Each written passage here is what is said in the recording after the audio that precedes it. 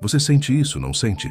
Aquela sensação de estar sendo drenado, como se o ar ao seu redor estivesse pesado, denso, quase sufocante.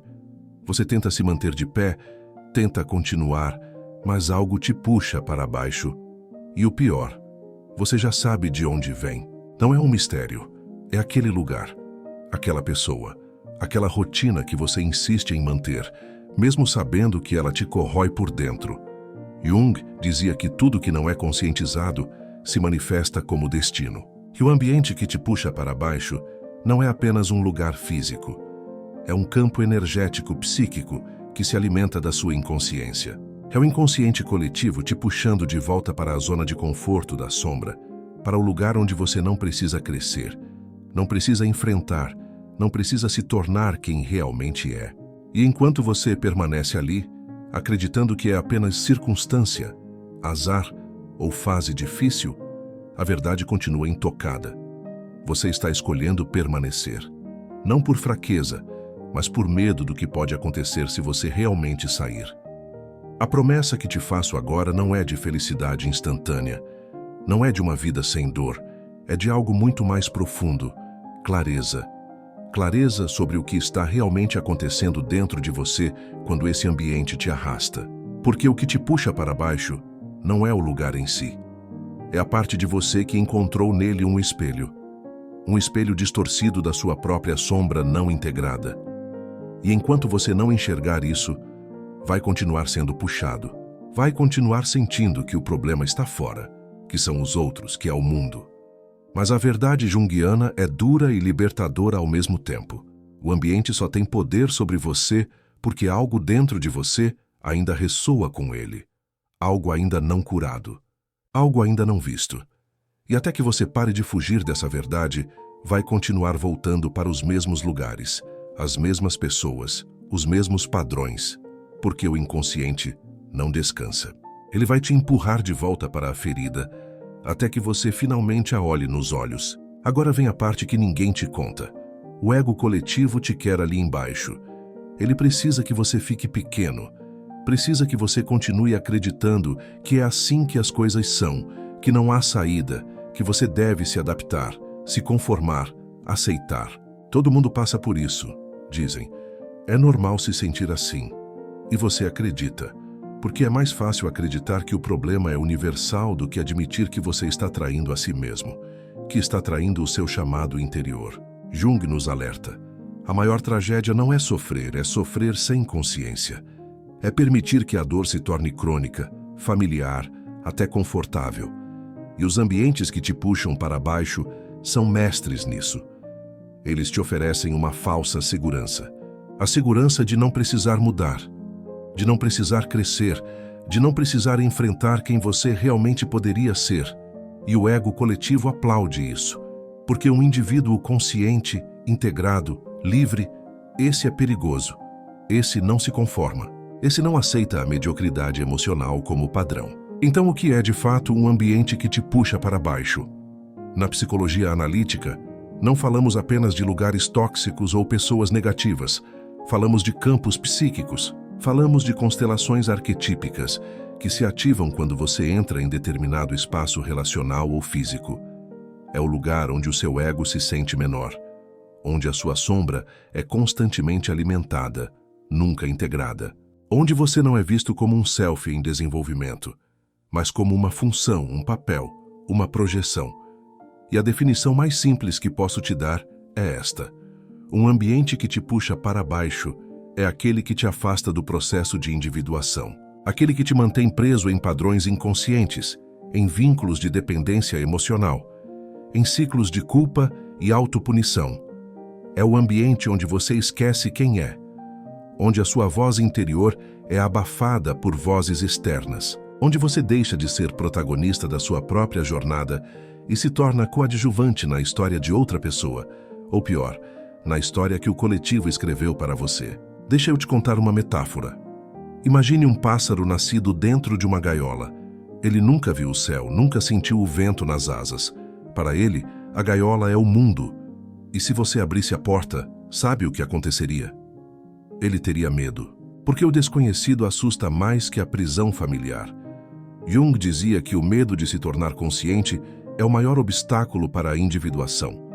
E os ambientes que te puxam para baixo são exatamente isso, gaiolas psíquicas. Eles te oferecem limites claros, expectativas definidas, papéis fixos. E uma parte de você, a parte inconsciente, ferida, assustada, se agarra a isso. Porque voar exige coragem. Exige que você abandone a segurança da prisão e enfrente a vastidão do seu próprio potencial. E isso aterroriza o ego, porque o ego quer controle, quer previsibilidade. E sair do ambiente que te puxa para baixo significa entrar no caos criativo da transformação. Significa não saber quem você será do outro lado. E isso, para muitos, é insuportável. Mas vamos mais fundo. Como funciona esse mecanismo na psique? Quando você está em um ambiente que te puxa para baixo, algo muito específico acontece. A sua sombra é ativada, mas não é integrada. Ela é projetada. Você começa a ver nos outros aquilo que não quer ver em si mesmo. Começa a culpar, a se ressentir, a se vitimizar. E quanto mais você projeta, mais preso você fica. Porque a projeção é um mecanismo de defesa do ego. Ela te impede de olhar para dentro. Te impede de assumir responsabilidade pela sua própria vida emocional. E o ambiente que te puxa para baixo se alimenta disso.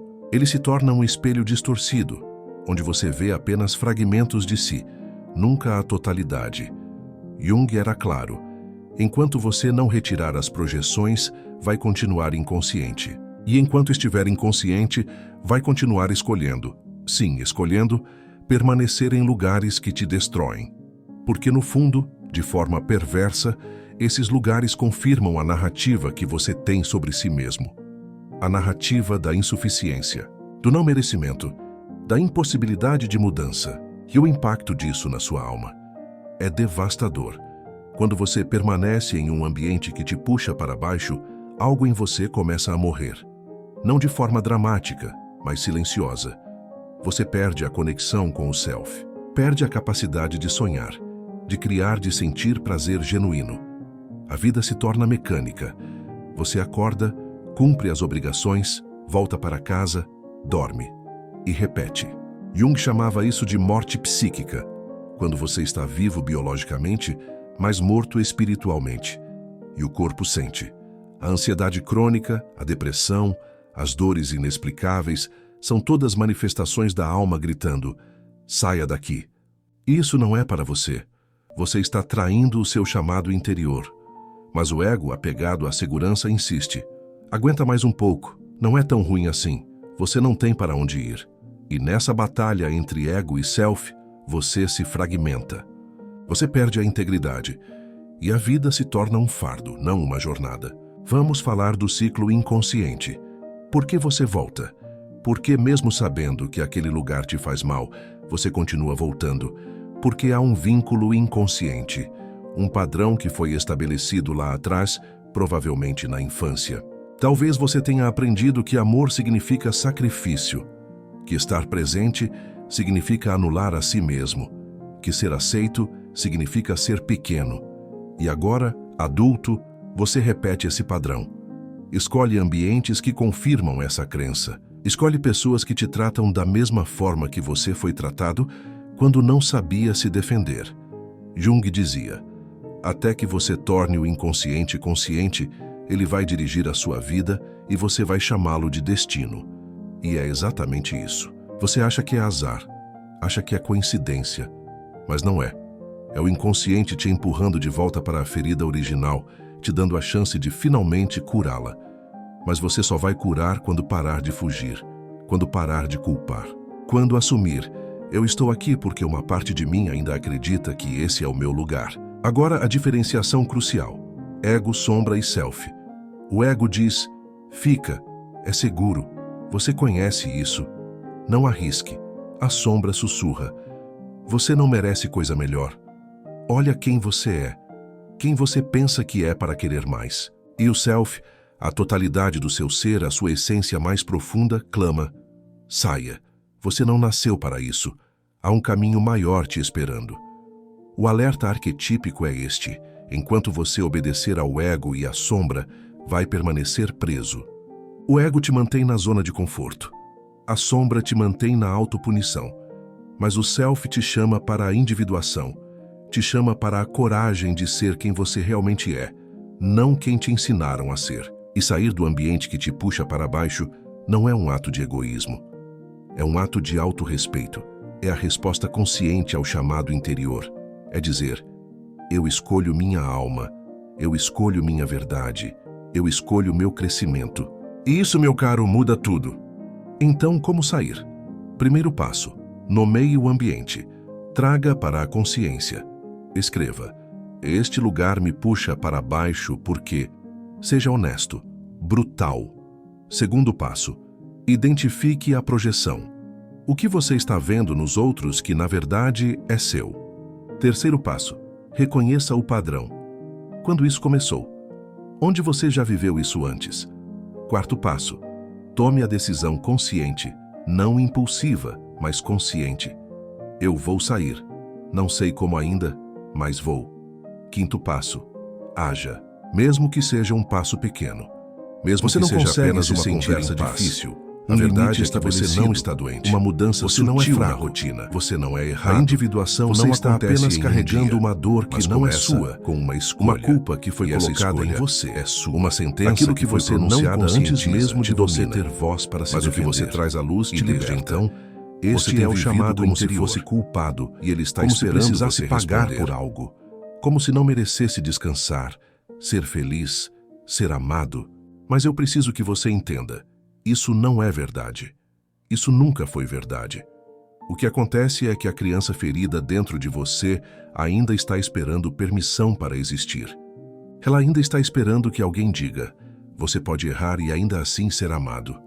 Você pode falhar e ainda assim ter valor. Você pode ser imperfeito e ainda assim merecer cuidado. E talvez ninguém tenha dito isso para você. Talvez você tenha crescido achando que precisava ser forte o tempo todo, perfeito o tempo todo, útil o tempo todo. Mas não precisa. Você pode ser humano. Você pode ser falho. Você pode ser você. E isso, por si só, já é suficiente. Então respire, coloque a mão no peito e diga para si mesmo agora em voz alta ou em silêncio, eu me perdoo por tudo que não sabia. Eu me perdoo por ter me abandonado e a partir de agora eu escolho me amar, não porque sou perfeito, mas porque sou real. Esse é o primeiro passo e ele começa agora. Existe um ciclo que você repete, mas não percebe. Ele funciona assim.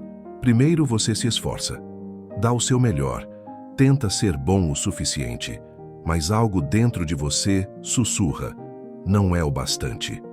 Então, você se esforça mais, se sacrifica, abre mão de si para agradar, para ser aceito, para não ser rejeitado. E por um tempo parece que funciona. As pessoas te elogiam, te validam, e você sente um alívio temporário. Mas então algo acontece, alguém te critica, ou você comete um erro, ou simplesmente percebe que, apesar de tudo, você ainda se sente vazio. E aí o ciclo recomeça, só que agora, pior, porque além de se esforçar, você também se pune, se culpa, se cobra. Por que eu não consegui? Por que eu não sou suficiente? E quanto mais você se pune, mais você busca validação externa. Quanto mais busca fora, mais se abandona dentro.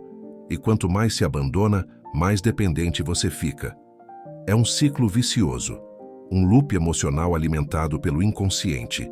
E sabe o que está na raiz disso tudo? A crença de que você não merece amor incondicional. A crença de que precisa fazer algo para ser digno. Mas isso é uma mentira. Uma mentira que foi instalada quando você era criança, quando ainda não tinha defesas psíquicas para questionar.